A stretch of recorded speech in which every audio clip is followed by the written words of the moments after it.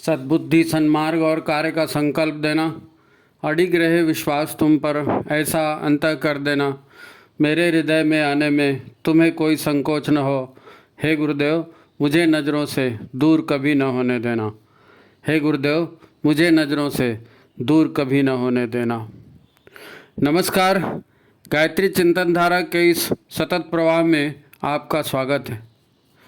मित्रों, बहुत दिन हो गए, एक संदेश आया था। गायत्री जयंती की हम रिकॉर्डिंग कर रहे थे, उसी समय एक मैसेज आया था। अब गायत्री जयंती पर मैटर देना था, इसलिए गायत्री जयंती का मैटर दे दिया। वो मैसेज पेंडिंग रह गया। फिर अपने परिजनों से और पूछा तो उन्होंने सब्जेक्ट पूछा, तो मैं बताया तो बोले कि इसको ऐसा करो, गुरु पूर्णिमा पर दो। तो अब गुरु पूर्णिमा पर आ रहा है, तो ये मैसेज जो उस समय आया था गायत्री जयंती में, ऐसा कभी नहीं होता कि मैसेज रोका जाए, लेकिन उस बार दो मैसेज हो गए तो एक को रोक दिए थे। तो एक संदेश आया है कि सभी को ये समझा दिया जाए कि आज गुरुदेव को आपके सहयोग की सबसे ज़्यादा ज़रूरत है। गुरुदेव को आपके सहयोग की सबसे ज़्यादा ज़रूरत है। और ये कोई प्रवचन की बात नहीं है। आपको ये लग सकता है कि अब ये क्या नया काम बता रहे हैं। हम तो गुरुदेव से जुड़े ही इसीलिए थे कि गुरुदेव एक समर्थ सत्ता है, इनसे जुड़ जाएंगे तो बाकी लोगों की अपेक्षा हम कुछ फ़ायदे में रहेंगे। जाप करना है, ठीक है, हवन करना है, किताबें लेनी पड़ेंगी, पत्रिका लेनी पड़ेंगी, इतना ही ना, ठीक है, कर लेंगे। दो नवरात्रि उपवास कर लेंगे, वैसे भी नवरात्रि उपवास पुण्य का काम है। इतने मात्र से गुरुदेव और हिमालय की दिव्य शक्तियों की कृपा मिल जाती है तो बुरा क्या है। और हम लोग जुड़ गए, है ना, और हम उनको माता जी, गुरु सत्ता कहने लगे, शांति कुंज जाने लगे। ऐसे ही तो शुरुआत होती है। हमें इतना ही मालूम है, हालांकि मिशन में आने के बाद महाकाल और युग परिवर्तन और देवासुर संग्राम जैसे बड़े बड़े शब्द वहाँ भी सुनने को मिले, पत्रिकाओं में भी पढ़ने को मिले। तो यही लगते रहा कि ठीक है, गुरु से जुड़ना कोई बुरा सौदा नहीं है। यही सोचते सोचते दिन, महीने, साल बीत गए। काफ़ी कुछ हो गया। अश्वमेध यज्ञों की श्रृंखला हो गई। सन 2000 में युग संधि महापुरुष शरण की पूर्णाहुति हो गई। परिजनों में खुशफुसाहट तो थी कि सन 2000 तो आ गया, 21वीं सदी आ गई, कोई चेंज तो नहीं दिखा। उल्टे हर तरफ हालात और भी बिगड़ गए।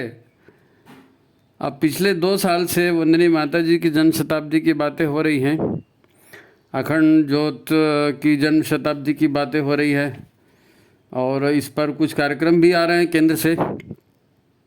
तो ठीक है, आएंगे तो देखेंगे। ये सारा सीन आपके आंखों के सामने में है, हम कैसे जुड़े और अब तक क्या हुआ। अब ऐसा कौन सा संदेश आया है कि बिल्कुल सबको समझा देने की बातें हो रही हैं। अब इसमें नया क्या है, तो आज हम इसी पर चर्चा करने वाले हैं। तो ठीक है, आज की बात को यहीं से प्रारंभ करते हैं। मित्रों, प्रारंभ से ही 4 बातें हमारी पहचान बन गई। जब से गायत्री परिवार में जुड़े 4 बातें हमारी पहचान बन गई। एक गायत्री, दूसरा यज्ञ और संस्कार, तीसरा अखंड ज्योति, और चौथी बात थी 21वीं सदी उज्जवल भविष्य। इन्हीं 4 के बारे में हम आज तक सुनते आए, कहते आए। कभी हम भी नए नए जुड़े थे, अब समय बीतते बीतते हमको भी लोग वरिष्ठ और पुराना कार्यकर्ता कह रहे हैं, है ना। जब जुड़े थे तब नई नई शादी हुई थी, है ना, बच्चे बहुत छोटे थे, या आपकी जैसी जैसी स्थिति किसकी थी, है ना। कब प्रज्ञापीठ शक्तिपीठ बन गए, कैसे संस्कार महोत्सव अश्वमेध यज्ञ से हो गए, ग्रह ग्रह गायत्री यज्ञ कैसे चलाया गया, इतने बड़े बड़े कार्यक्रम हमारे द्वारा चलाए गए। पूरा माहौल ही अब बदल गया। पीछे पलट के देखो तो इतना कुछ हो गया, और पूरा माहौल बदल गया। शांति कुंज में गुरुदेव माता जी नहीं दिखते अब। फिर पहले जैसे भीड़ भीड़ के जो काम होता था, वैसा क्षेत्र में भी नहीं दिखता। इतना पैसा भी उस समय लोगों के पास नहीं होता था। अन्न घट के का वो ज़माना था और अन्न घट के भरोसे हम लोग काम करते थे। तो उस समय के लोग भी साधना करते थे और एक से एक बढ़िया साधक थे उस समय। अब तो सब कुछ जैसे बदल गया है ना। वो पुराने लोगों की टीमें भी नहीं है, वो सब बिखर चुकी हैं, है ना। फिर कई पुराने लोग सन 2000 के बाद ठंडे भी पड़ गए, है ना। बहुत कुछ बदल गया। अब नए नए लोग हैं, जिसको जो समझ में आ रहा है कर रहे हैं। और बहुत सारे कार्यक्रम तो अब ऑनलाइन होते हैं, है ना। अधिकांश लोग कहने लगे हम तो 90 से जुड़े हैं जी, हम तो 92 से जुड़े हैं जी, 95 से जुड़े हैं मिशन से। अब वो बात नहीं दिखती जो पहले दिखती थी। तो इन चर्चाओं में एक ही बात आशाजनक लगती है, उत्साहजनक लगती है, और वो ये है कि जो भी मिशन से जुड़ा है, गुरुदेव माता जी के प्रति लोगों की असीम श्रद्धा उस समय भी थी और आज भी है। ये एक अच्छी बात है और ये कॉमन बात है आज में और उन दिनों में। मित्रों, आज जब संदेश में ये कहा जा रहा है कि गुरुदेव को आज आपके सहयोग की सबसे ज़्यादा ज़रूरत है, तो मैं समझता हूँ ये बात वास्तव में महत्वपूर्ण है। मित्रों, गुरुदेव को समझना और उनके कार्यक्रमों का मर्म जानना ये काफ़ी कठिन काम है। आपने वो कहानी सुनी होगी 4 अंधे की, है ना। 4 अंधे थे, उनको हाथी बताया गया, सबने जाके हाथी को छुआ, है ना। उसका वो कहानी आपको मालूम होगी। तो किसी ने कहा कि हाथी जो है खंबे के समान है, किसी ने कहा कि रस्सी के समान है, किसी ने हाथी के कान को छुआ तो कहने लगी नहीं, हाथी जो है वो तो सूपे के समान है ना। तो ये सब कहानी है, सब कुछ लोगों के सामने जो आता है तो उसको अपने ढंग से लोग समझते हैं और फिर वैसे ही कहते भी हैं। महाकाल या गुरु या युग परिवर्तन ये सब कहना सुनना आसान है, लेकिन जिसकी जितनी पात्रता है, जिसकी जितनी सामर्थ्य है, वो इतना ही तो समझेगा ना। वो इतना ही समझेगा, सबको पूरा कहाँ समझ में आता है। महाभारत युद्ध याद करो, है नहीं। तो महाभारत युद्ध में भी श्री कृष्ण का पांडवों से पुराना संबंध था, वो उनके रिश्तेदार भी थे, है ना। वो ये जरूर जानते थे कि कृष्ण जो हैं ये आम इंसान नहीं है, वो कुछ विशेष सामर्थ्यवान है, उनके पास अनोखी बुद्धि है नहीं। अनेक असुरों का जो है कृष्ण वध कर चुके हैं, है ना। तो पांडवों को ये मालूम था और वो उनका काफ़ी आदर भी करते थे, उनकी मानते भी थे। इतने पर भी पांडव क्या श्री कृष्ण को पहचान सके? ये मैं इसलिए पूछ रहा हूँ कि हम गुरुदेव के साथ रहे, गुरुदेव का इतना साहित्य पढ़े, हम गुरुदेव को कितना पहचान सकें? पांडव तो उनके साथ रहे लेकिन पांडव नहीं पहचान पाए। अब हमारे में भी कौन कितना पहचानता है उस पर टिप्पणी नहीं, लेकिन ये ज़रूर है कि उसको पूरा पूरा कोई नहीं जानता। वो जैसे हाथी को छू करके लोग अंदाज़ लगाते हैं ना, वैसे ही गुरुदेव माता जी के बारे में सबका अपना अपना अंदाज है नहीं। इतने साल साथ रहने के बाद भी बिल्कुल नहीं पहचान पाए, है ना। कोई नहीं अनुमान लगा सकता कि कृष्ण कौन है। वो तो उन्हें तब समझ में आया जब उन्होंने अर्जुन को दिव्य चक्षु दिए, है ना। यानी दिव्य चक्षु माने विशेष नज़रें दी अर्जुन को, है ना, विशेष सामर्थ्य दिया। तब अर्जुन की खोपड़ी में प्रकाश पड़ा कि अरे रे रे रे रे, मैं जिनको कृष्ण समझता था ये तो केशव साक्षात परमात्मा है नहीं। तो फिर उनके दिमाग में फिर कोई शक बाकी नहीं रहा। फिर उन्होंने कहा कि हे केशव, आप जो कह रहे हैं मैं वही करूँगा। पहचान गए कृष्ण को, जब अर्जुन ही पहचाने, उन्हीं को दिव्य रूप दिखाया ना। क्या आपने गुरुदेव या वंदनी माता जी का वह विराट रूप देखा है? जैसे कृष्ण का विराट रूप अर्जुन ने देखा था, ऐसे आपने गुरुदेव या माता जी का विराट रूप देखा है? पुनः फोटो तो सबने देखी है, फ्रेम करा के घर में रखा है। क्या वही गुरुजी हैं? लोगों के लिए तो ये बात समझना भी मुश्किल है। उन्होंने गुरु को चुना है या गुरु ने कृपा करके उन्हें अपने पास खींचा है, ये भी लोगों को नहीं मालूम। लोग बार बार यही कहते हैं कि हमने गुरु बनाया, है ना, लेकिन वहाँ उल्टी बात है, गुरुदेव ने हमको खींचकर अपने पास लाया है।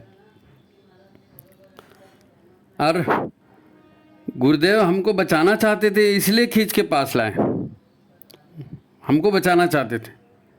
क्या कहा जा रहा है, इस बात को समझने का प्रयास करें। युग परिवर्तन की योजना श्री कृष्ण की थी। उन्होंने अर्जुन से कहा, तुमने और मैंने कई जन्म लिए हैं, मुझे सब याद है, पर तुम नहीं जानते, तुम भूल गए, तुमको कुछ याद नहीं है। ये कृष्ण कह रहे हैं अर्जुन से।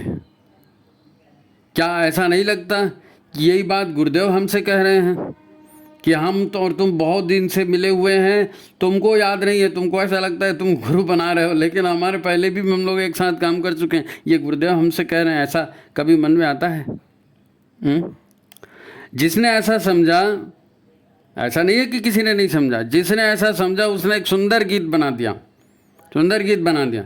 स्वयं भगवान हमारे गुरु, परम सौभाग्य हमारा है, स्वयं नारायण नर्तन धरे हमारे बीच पधारा है। तो गुरुदेव को सबने अपनी अपनी नज़र से देखा है, जिसकी जैसी समझ, और जिसने उसका विराट रूप देख लिया उसको दिख गया कि गुरुदेव तो वही नारायण है भाई, हमारे बीच आए। स्वयं श्री राम का अवतार हुआ, उन्होंने आसुरी साम्राज्य से मानव जाति को मुक्ति दिलाई। तो उस समय कितने लोग उन्हें पहचान पाए थे? लोग यही समझते थे वो राजा दशरथ है अयोध्या के, उनका लड़का है, उनकी बहू है और वो वनों में घूम रहे हैं, ऐसे ही वो लोग उस समय समझते थे। कहाँ समझ पाए? राम को भी उस समय कोई नहीं समझ पाया। लोग ये भी नहीं जानते थे कि सुदूर समुद्र के किनारे कितनी सारी देव शक्तियाँ एकत्रित हुई हैं और उनके लिए महाप्रतापी रावण के साम्राज्य से, रावण की योग माया से ये संघर्ष कर रहे हैं हमारे लिए। कितनों को मालूम था कि राम हमारे लिए मायावी शक्तियों से संघर्ष कर रहे हैं यहीं दक्षिण भारत में? वो तो बाद में फिर राम जी अयोध्या आ गए, लंका दहन हो गया, रावण समाप्त हो गया, उसके बाद में लोग उनको भगवान बोलने लगे और फिर राम जी के मंदिर बने और हनुमान जी के मंदिर बने, उनकी पूजा होने लगी, आज तक हो रही है। लेकिन उस समय उनको भी कोई नहीं पहचान पाया कि यही भगवान हैं, है ना। उनके जीत किसने उनको समझा? ऐसा नहीं कि किसी ने नहीं समझा, केवट ने समझा था, जटायु ने समझा था, शबरी ने समझा था, हनुमान ने समझा था, लेकिन ये गिनती के लोग थे। आज भी यही हाल है, गिनती के कुछ लोग हैं, गिनती के मर्जीवड़े कार्यकर्ता हैं जो गुरु को महाकाल के रूप में देख रहे हैं और आज की परिस्थितियों में जूझ रहे हैं। एकदम कोई नहीं है, ऐसा नहीं है, हैं जूझ रहे हैं, जिन्होंने पहचाना हो, और उसी की वजह से कुछ काम दिख भी रहा है क्षेत्र में, है ना। राम और कृष्ण सशरीर लीला करके चले गए, लेकिन हमारे गुरु ने कहा युग परिवर्तन का कार्य, आसुरी प्रवृत्तियों से संघर्ष का कार्य कई आयामों में चलेगा, कई डायमेंशन में चलेगा, और सारा अंजाम शरीर के रहते संभव नहीं है। शरीर के रहते सारा अंजाम संभव नहीं है। ये पहली बार किसी अवतारी चेतना ने कहा है कि शरीर के रहते हमने जितना काम कर लिया, अभी आगे और काम बाकी है, तो अब ये शरीर छोड़ना पड़ेगा उस काम को करने के लिए। ये पहली बार अवतारी चेतना ने कहा, जो शरीर छोड़ने के बाद भी अपनी सूक्ष्म चेतना के माध्यम से दुनिया भर में प्रतिभाओं को ढूंढ कर और उनके योग्य जो काम है उसमें नियोजन कर रही गुरुदेव की चेतना। किसी अवतारी चेतना ने ऐसा किया नहीं, वो अपने जीते जी करके चले गए, उनको जो करना था, लेकिन गुरुदेव ने शरीर छोड़ने के बाद भी आज वो काम कर रहे हैं, है ना। उस समय कितनी प्रामाणिकता और कितना अनुशासन था पहले मिशन में, ये कल्पना करना भी सामान्य व्यक्ति के लिए संभव नहीं है। हमें यह समझना होगा कि ये वर्तमान महाभारत या वर्तमान देवासुर संग्राम धरती पर कम और लोगों के मन मस्तिष्क में उनकी भावनाओं के माध्यम से देवासुर संग्राम लड़ा जा रहा है। व्यक्तियों की मन मस्तिष्क से, उनके भीतर उनकी भावनाओं के द्वारा ये देवासुर संग्राम लड़ा जा रहा है। ये लड़ाई भी अलग है, इस बार की अवतारी चेतना भी अलग है नहीं। हमारी देवसेना पर भी आसुरी आघात जबरदस्त बढ़ रहे हैं। कई लोग कहते हैं कि मिशन में अब वो नहीं हो रहा है, वो नहीं हो रहा है। अरे तो आसुरी सेना हमारे ऊपर भी आघात कर रही है ना, हैं? यद्यपि हिमालय की सारी ऋषि सत्ताएं, सारी देव सत्ताएं मिलकर धरती को महाप्रलय से बचाने में लगी हैं, परंतु वही तीनों लोकों की सारी आसुरी शक्तियां एक एक व्यक्ति के माध्यम से, है ना, विनाश का सरंजाम जुटा रही हैं। आसुरी ताकतें भी कम थोड़ी हैं। आप देव शक्तियों की ओर से उनके ऊपर आक्रमण करते हो तो आसुरी शक्तियां भी देव शक्तियों पे आक्रमण करेगी ना, हैं? उसमें रामायण में कैसे पूरा नागपाश से बांध दिया गया था, हैं? लक्ष्मण जी मूर्छित हो गए थे, तो आसुरी शक्तियां भी तो आक्रमण करती हैं ना। तो आज हमारे ऊपर भी हो रहा है, परंतु हम ये समझ ही नहीं पा रहे हैं और यहाँ सब एक दूसरे का बहिष्कार करने में लगे हैं।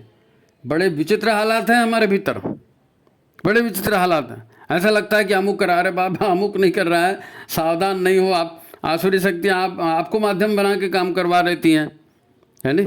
हमारा अहंकार इतना बढ़ गया कि हमको समझ में ही नहीं आता, हम तो भिड़ जाते हैं। परंतु आज आप कल्पना करके देखो ही देखो, ये बहुत ज़रूरी है। आज के समय गुरु पूर्णिमा है ना, गुरु पूर्णिमा मना रहे हैं, तो गुरु की महिमा को आप समझने की कोशिश करो, है नहीं? समझने की बड़े विचित्र हालात है भाई, हैं? ये हमसे कहलवाया गया है, करवाया गया है। भाई आप सोचो तो सही, पृथ्वी, जल, वायु, अग्नि, आकाश, हैं? ये सब विनाशकारी हो चुके हैं। ये हमसे ही विनाश करवाया गया है, हमने ही विनाश किया है। पृथ्वी, जल, अग्नि, आयु, आकाश, ये सब का विनाश किसने किया? कोई हमसे ही तो करवाया गया, कोई असुर आके डायरेक्ट थोड़ी करके गया, है ना? और असुरों ने बहुत सारी शक्तियों को कैद करके रखा था ना। रावण ने कुबेर को कैद करके रखा था, नवग्रहों को कैद करके रखा था, बंदी बनाकर अपने अधीन बना लिया था ना, सुना तो होगा आपने। और आज भी यही हो रहा है। लोगों का अपने जॉब में ध्यान है, अपने धंधे की चिंता है, लोगों को अपनी प्रॉपर्टी की चिंता है, अपनी इज्जत की चिंता है, अपनी पोस्ट की चिंता है, अपने सम्मान की चिंता है, हैं? फिर अगर कुछ दिख भी नहीं रहा है तो ये सारा काम शैतानी ताकतों का है भाई, हैं? वो शैतानी ताकतें बहुत हमारे से ज़्यादा चालू हैं, उनको हमारे से ज़्यादा समझ में आता है। अच्छा, इनको धर्म से ताकत मिलती है तो धर्म के बारे में भ्रम फैला दो समाज में। तो आज धर्म के बारे में कितना भ्रम फैला है समाज में। संतों से ताकत मिलती है तो चलो नकली संत खड़े कर दो और सबको भ्रमित कर दो। परिवार से शक्ति मिलती है तो तोड़ दो इनके परिवार को। ये संस्कृति पर गर्व करते हैं तो देव संस्कृति को दकियानुसी घोषित कर दो, पिछड़ेपन का बता दो, निशानी बता दो कि अरे ये हिंदू और देव संस्कृति और ये पिछड़े लोग हैं। अच्छा, नारी नवनिर्माण करेगी तो नारी के कपड़े उतरवा दो, उसे धन के लोभ में फंसा दो, अहंकार के लोभ में फंसा दो और नारी को आपस में लड़वा दो। फिर देखते हैं कि कौन सी नारी कल्याणी बनेगी और कौन सी नारी नारायणी बनेगी। लोगों को खूब खिलाओ, खूब पिलाओ, आलसी बना दो, अकर्मण्य बना दो, हैं? तेज कॉन्स्टिपेशन भर दो लोगों में, शुगर भर दो, बीपी भर दो, थायराइड भर दो, आर्थराइटिस भर दो, फैटी लीवर का बना दो, एसिडिटी बना दो, हाइपरटेंशन में घुसा दो एक एक बीमारी सबके अंदर में, हैं? गली गली शराब की दुकानें खुलवा दो, कोई शादी करे, कोई उत्सव करे तो बिना दारू के नहीं होना चाहिए, हैं? थोड़ा सा भी प्रयास करे कोई तो इतना तो समझ में आ जाएगा कितनी आसुरी प्रवृत्तियां समाज में हम लोगों के द्वारा ही आसुरी शक्तियां बढ़वा रही हैं। हम तो हैं, देवता कहते हैं हमारा काम करो तो असुर भी प्रलोभन देते हैं कि अरे देवताओं के काम मेरा क्या रखा, हमारा काम करो। अब कई लोग उधर घुसते हैं, कई लोग इधर घुसते हैं। ये सारा माहौल हमारे सामने में है, हमारे सामने में है। दुनिया में क्या हो रहा है ये जानने के लिए तो इतिहास के तथ्य निकालने पड़ेंगे, क्योंकि पिछले 200 वर्षों में इतना कुछ अनर्गल हमको पढ़ाया गया, इतना कुछ अनर्गल लिखाया गया कि उसकी वास्तविक सच्चाई तक पहुंचना सबके लिए संभव ही नहीं है। आप कहेंगे नहीं हम तो अखबार पढ़ते हैं, हम तो टीवी देखते हैं, हमने वहाँ पढ़ा। अरे ये शोध और रिसर्च भी है ना, ये भी फ्रॉड होता है, पूरा फ्रॉड होता है। और सबसे बुरा हाल तो धर्म का है?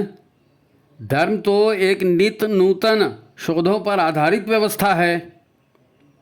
परंतु आज उन्हें 2 किताबों में बांध दिया गया है और उसकी रक्षा हथियारबंद लोग करते हैं कि ये 2 किताबों में जो लिखा है यही धर्म है, बाकी कोई धर्म नहीं है, और हथियार लेके खड़े हो जाते हैं। इसको खबरदार, इसको बुरा माना तो सर तन से जुदा। सारी दुनिया में इनका भयंकर आतंक है भाई। हमारे यहाँ तो पूछा जाता है, हमारे भारतीय संस्कृति में, हिंदू संस्कृति में खुली छूट है लोगों को कि धर्म क्या है, देखो, ढूंढो, शोध करो। हमारे उपनिषद हैं, ईश केन उपनिषद, कठ जी ने लिखा हुआ, ईश केन, ईश्वर कौन है, वो कहाँ है, वो कैसा है, वो क्या करता है, सबको खुली छूट है। ढूंढो, देखो, रिसर्च करो। ये हमारे यहाँ की व्यवस्था है। उनके यहाँ की ये होता है कि भाई ये किताब है, इसको मानो तो ठीक है, नहीं तो गर्दन अलग। ये माहौल बना हुआ है और लोग उसको अच्छा समझ भी रहे हैं भाई, है ना। वहाँ तो प्रश्न आप उठाओ सर धड़ से अलग, जबकि हमारे यहाँ अथातो धर्म जिज्ञासा की बात है। अथातो धर्म जिज्ञासा, धर्म के विषय में जिज्ञासा होनी चाहिए, धर्म को जाना जाना चाहिए, समझा जाना चाहिए। और हमारे यहाँ तो हर चीज़ का धर्म, माता का धर्म अलग, पिता का धर्म अलग, शिष्य का धर्म अलग, ये सब धर्म हैं। फिर तात्कालिक धर्म है, फिर सनातन धर्म है। धर्म बड़ा महान है और वो अलग अलग तरह से लोगों को उसको पालन करने के लिए कहा जाता है। अब जहाँ युग ऋषि ने 100 वर्ष पहले अखंड ज्योति जलाकर सद्ज्ञान के विस्तार का बीड़ा उठाया ना, हमारे गुरु ने 100 वर्ष पहले अखंड ज्योति जली ना। अब 98 हुआ होगा, 99, 26 में हुई तो, लेकिन लगभग 100 साल हो गए। तो 100 साल पहले हमारे गुरु ने सद्ज्ञान के विस्तार के लिए, उनको मालूम था बाद में जाके भटकाया जाएगा, अज्ञान फैलाया जाएगा, इसलिए सद्ज्ञान का विस्तार उन्होंने उसी समय से शुरू कर दिया। गुरुदेव ने बीड़ा उठाया कि हम सबको सद्ज्ञान देंगे। वहीं आज उन्हीं के देश में महामूर्ख लोग शिक्षा की दुकानें खोलकर चला रहे हैं। अखबार, मीडिया, पुस्तकों आदि के माध्यम से केवल और केवल भ्रम फैलाने का काम कर रहे हैं लोग। करोड़ों अरबों रुपए इसमें झोंके जा रहे हैं। ये सब आसुरी ताकतें कर रही हैं। उनकी पहचान, अब हमको तो रोजी रोटी से ही फुर्सत नहीं ना, हमारी नज़र बहुत कम जाती है, लेकिन जो समझना चाहे हम उसकी बात कर रहे हैं, है ना। अरबों खरबों रुपए इसमें झोंके जा रहे हैं ताकि सब देवता आपस में लड़के अपने ही यहाँ मर जाए। देवता आपस में लड़ मरे, तू ऐसा क्यों, तू ऐसा क्यों, तू पद में क्यों, तू नीचे क्यों, और आपस में लड़के मर जाएं। तू अमुक जाति का, तू तमुक जाति का, मैं तेरे से बात नहीं, तू मेरे से बात नहीं, सब अलग अलग। ये आसुरी ताकतें करवा रही हैं, ये आसुरी ताकतें करवा रही हैं। ध्यान दो इसके ऊपर, हैं। दुनिया में जो है बड़े बड़े नेताओं की हत्याएं हो रही हैं। जापान के प्रधानमंत्री शिंजो आबे का मर्डर हो गया, याद है। डोनाल्ड ट्रंप पर 2 बार जानलेवा हमला हो गया। डोनाल्ड ट्रंप, भारत के प्रधानमंत्री नरेंद्र मोदी को 3 बार आक्रमण हो गए, 3 बार। हमारे यहाँ साइंस का, इसरो के साइंटिस्ट हैं, इतिहास है उनका इसरो के साइंटिस्टों को कितनों की हत्या हो गई, कितनों का अपहरण हो गया, आज तक पता नहीं चल पाया। तो जो देश को अच्छा बनाने जा रहे हैं, देश का भविष्य उज्जवल बनाने जा रहे हैं, उनके ऊपर लगातार हमले हो रहे हैं भाई, कई वर्षों से हो रहे हैं। आज भी दंगे करा देते हैं, रेल एक्सीडेंट करवा देते हैं, सिर्फ एक ही वजह, मोदी हटाओ। बस एक सूत्री काम रह गया, मोदी हटाओ, क्योंकि मोदी सही रास्ते पर ला रहा है देश को और दुनिया को। देव शक्तियों ने उनको माध्यम बनाया है।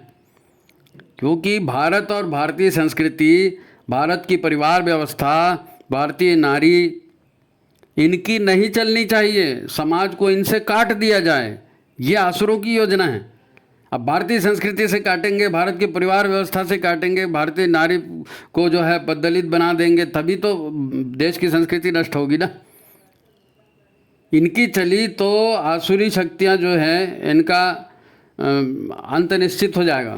क्योंकि ये सब उभर गए, नारी की स्वतंत्र होकर काम करने लगी, है ना। भारत खड़ा हो गया अपनी संस्कृति को लेकर के, तो आसुरी शक्ति का विनाश निश्चित है।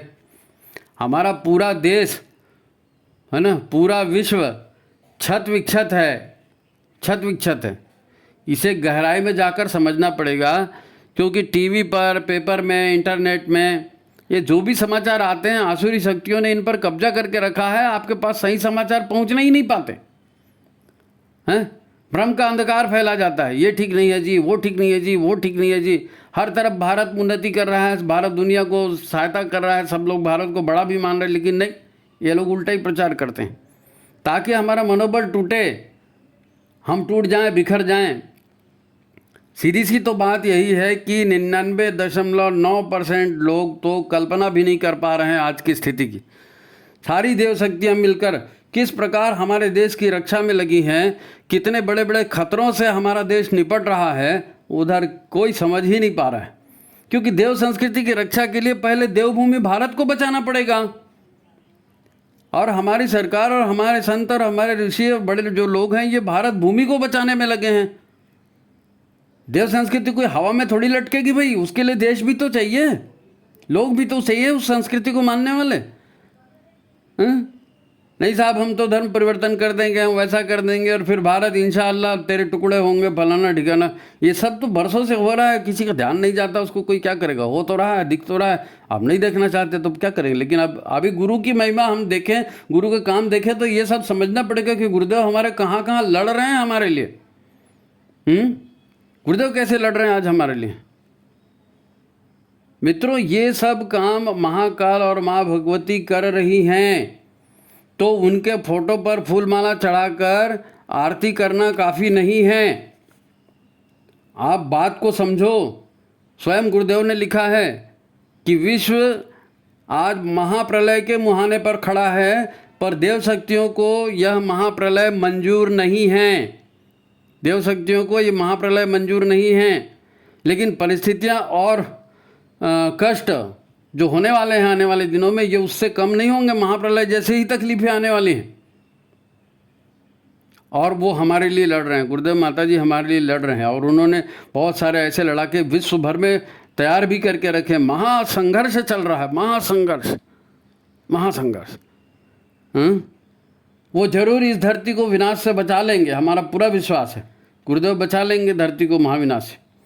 परंतु एक बात तो तय है, एक बात तय है, और ये बात बहुत महत्वपूर्ण है उन सभी के लिए जो सजल श्रद्धा प्रखर प्रज्ञा के आगे सिर झुकाते हैं। उनको ध्यान से इसको सुनना चाहिए। यही वो अपेक्षा है। गुरुदेव जो गुरु पूर्णिमा मनाते हैं ना, वो बात क्या है, वो बात क्या है जिसको लेकर के ये उद्बोधन हो रहा है। वो बात जिसको सबको समझा देने के लिए कहा गया है, वो बात यह है कि आज गुरुदेव को आपके सहयोग की सबसे ज़्यादा ज़रूरत है। ये माता जी की अपील है, समझ जाइए। वो माता जी कह रही है कि गुरुदेव को आपके सहयोग की आज सबसे ज़्यादा ज़रूरत है। आप कहेंगे कि गुरुदेव को हम जैसों की क्या ज़रूरत पड़ेगी जी, वो तो हर बात में सक्षम हैं, वो तो साक्षात महाकाल हैं, फिर उनका काम तो हम कर ही रहे हैं। मंदिर चला रहे हैं, पत्रिकाएं बांट रहे हैं, यज्ञ कर रहे हैं, रचनात्मक आंदोलन चला रहे हैं, सब तो हो रहा है। फिर और क्या चाहिए? लोग यही सोचेंगे, अब और क्या चाहिए। देखा जाए तो यही सारी बातें जो भी हम कर रहे हैं, मंदिर चला रहे हैं, पत्रिकाएं बांट रहे हैं, यज्ञ संस्कार कर रहे हैं, ये तो सब माहौल बनाने के लिए है। ये माहौल बनाने के लिए है, लोगों का मनोबल बढ़ाने के लिए है कि हाँ चलो कोई काम हो रहा है। अरे भाई, जाप यज्ञ आंदोलन ये तो पैसे दे के किसी से भी करवाया जा सकता है। मेन बात ये नहीं है। तो फिर मेन बात क्या है? मेन बात है ओम अपवित्रः पवित्रो वा सर्वावस्थांगतोऽपि वा ये मंत्र गाते हो ना, अपवित्रः पवित्रो वा सर्वा। ये मेन बात है, सबसे मेन बात है। सबसे मेन बात है कि हम नेक बनेंगे। सबसे मेन बात है हम एक बनेंगे, नेक बनेंगे, एक बनेंगे। मेन बात है हम सुधरेंगे। मेन बात है व्यक्ति निर्माण। मेन बात है शंका रहित सच्चे शिष्यों का निर्माण। ये मेन बात है, ये हमको करना है। बाकी काम तो पैसा दे के किसी से करवा सकते हो, है ना। लेकिन अपवित्र वा तो ये तो खुद को ही करना पड़ेगा। एक बनेंगे नेक बनेंगे तो खुद ही को करना पड़ेगा। हम सुधरेंगे तो खुद ही को करना पड़ेगा। एक अर्जुन था, उनका शिष्य, है ना, उसको भी महाभारत युद्ध में दोनों पक्षों की सेनाओं के बीच खड़े होने के बाद भी शंका पैदा हो गई। किसके ऊपर? श्री कृष्ण के ऊपर। अब श्री कृष्ण और अर्जुन का नाता, और देखो इतना भक्त होने के बावजूद अर्जुन को गुरु के ऊपर, अपने श्री कृष्ण के ऊपर शंका हुई, और उसने युद्ध लड़ने से सीधा सीधा मना कर दिया। हमारे बीच भी लोग कहते हैं कि अरे भाई जितना बनता है उतना ही करो, जितना बनता है उतना ही करो नहीं, पूरा जान झोंक दो। ऐसे कैसे जितना बनता है उतना करो ना। जिंदगी के लिए गुरुदेव से आशीर्वाद चाहिए और काम करने के लिए जितना बनता है उतना। देखो प्रैक्टिकल बात है, आप सोच कर देखो, हमारा भगवान है ना, हर बार जो है भगवान ही अवतार लेते हैं, धरती पर आते हैं और वातावरण को सुधारने का काम करते हैं ना भगवान। तो वातावरण को बिगाड़ता कौन है भाई? वातावरण को भगवान सुधार रहे हैं तो वातावरण को बिगाड़ता कौन है? अरे भाई वो बिगाड़ने वाले हम ही हैं, हम ही बिगाड़ते हैं और भगवान को फिर आना पड़ता है। भगवान सुधारने के लिए आते हैं, बिगाड़ने का काम तो हम लोग करते हैं ना। अर्जुन भी तो कृष्ण जी की इतनी इज्जत करते थे, इतना मान देते थे हैं, और फिर अर्जुन स्वयं भी विद्वान थे, पर ऐन मौके पर उन्होंने भगवान को ही ना कह दिया ना। भगवान को अर्जुन ने ना कह दिया, सीधा सीधा बोल दिया कि मैं नहीं लड़ सकता, मुझे तो रिश्तेदारी निभानी है। हाँ, ये सब चाचा मामा ताऊ है, मैं इनसे नहीं लड़ सकता, ये मेरे रिश्तेदार हैं। यही तो बोला ना अर्जुन ने। हम भी यही कर रहे हैं क्या? करो समीक्षा अपने आप में, मैं अपने रिश्तेदारों को क्यों मारूं? क्या कह रहे हैं आप? ये नहीं हो सकता। ये अर्जुन के शब्द है ना। देखो मानव समाज अपने आप को बड़ा होशियार, बड़ा स्मार्ट मानता है और खुद ही माहौल बिगाड़ता है। हम अपने आप को स्मार्ट बोलते हैं, हम हमको बताते हैं कि हम अच्छा काम कर रहे हैं और हम ही सब लंथपन काम करते हैं और भगवान को आना पड़ता है उसको सुधारने के लिए। अच्छा, लंथपन हम ही करेंगे, फिर हम ही रोते भी रहेंगे। तो अब ये नहीं होना चाहिए, अब ये नहीं होना चाहिए। बात को समझो, महाभारत में कोई प्रलय नहीं होने वाला था। आज के हालात उससे भी बेकार हैं, महाभारत के समय से भी बेकार हैं आज के हालात। इसीलिए तो भगवान छोटे छोटे लोगों को पकड़ कर उनसे काम करवा रहे हैं। और आज हमारी बारी है, आज हमारी बारी है, हम उनकी जयंती मना रहे हैं। उन्होंने हमारा चुनाव किया है भाई इस काम के लिए, गुरुदेव ने हमें चुना है इस काम के लिए। बाकी सारे बड़े बड़े काम वो खुद कर रहे हैं ना। वो खुद दुनिया भर में जितना सरंजाम जुटाना है, किस देश को किस काम में लगाना है, किस विद्वान को किस काम में लगाना है, किस संगठन को किस काम में लगाना है, ये गुरुदेव करवा रहे हैं। हमको हमारे निर्धारित काम करने हैं। और इस काम के लिए कौन सा काम? अपवित्र पवित्रो वा, एक बनेंगे नेक बनेंगे। इस काम के लिए गुरुदेव को हमारी सहायता की सख्त जरूरत है। उनका संदेश यही है कि तुमने ही नारे लगाए थे ना हम सुधरेंगे, तुमने ही नारे लगाए थे हम बदलेंगे, तुमने ही गीत गाया था। अश्वमेध के समय कौन सा गीत गाते थे? तेरी करुण करा हमारे कानों से टकराई, वीर देश की माटी हमने तेरी शपथ उठाई। भूल गए शपथ, भूल गए नारे? हाँ, दोनों तरफ सेनाएं खड़ी हैं। कृष्ण अर्जुन को बता रहे हैं औकात, गुरुदेव हमको बता रहे हैं औकात। और यही उनका संदेश है, यही उनका मर्म है कि भैया ये काम आपको करना है। माता जी कह रही है ये काम आपको करना है, बस यही सहयोग उनको चाहिए। हाँ, यही सहयोग उनको चाहिए। वंदनीय माता जी यही याद दिलवा रही है, यही है महाभारत की पुकार, यही है महाकाल की पुकार। इसको सुन लो, बाकी सब आपकी मर्जी है। आपके पास संदेश पहुंचा दिया गया गुरु पूर्णिमा पर, अब क्या करना है ये आपकी पारी है। तो आज की बात यहाँ समाप्त करते हैं, है ना। ये एक बहुत महत्वपूर्ण संदेश था वंदनीय माता जी का। तो इस वीडियो को यहाँ समाप्त करते हैं। बाकी आपसे निवेदन है कि इसको जन जन तक पहुँचाइए। हमको अपना काम करना बहुत ज़रूरी है ना। देश भी बचाना है, परिवार भी बचाना है, संस्कृति भी बचाना है, और ये काम हमको करना पड़ेगा। बाकी सारा सरंजाम हिमालयन शक्तियाँ गुरु सत्ता स्वयं कर रही है। हमको इतना सा काम बताया, उतना तो हमको करना ही चाहिए। तो लोगों तक ये मैसेज पहुँचाइए। चैनल को लाइक कीजिए, शेयर कीजिए, सब्सक्राइब कीजिए, ठीक है। तो आज की बात यहीं समाप्त करते हैं। ज़्यादा से ज़्यादा इसको कई लोग बात भी करते हैं हमको, और उन्होंने कहा तो अगर आपके पास कोई बोलने वाला वक्ता नहीं है, कुछ नहीं है, तो फिर ऐसे संदेश किसी को बुलवा के पढ़वा दो या इसी को लगा दो, सुनवा दो लोगों को कि भैया गुरु हमारे लिए कितना काम कर रहे हैं और हमको इस समय ठंडे नहीं पड़ना है, हमको इस समय भरपूर काम करना है। तो ठीक है, वंदनीय माता जी आपकी सहायता करें, गुरुदेव आपकी सहायता करें। सभी को प्रणाम। आज की बात समाप्त। नमस्कार।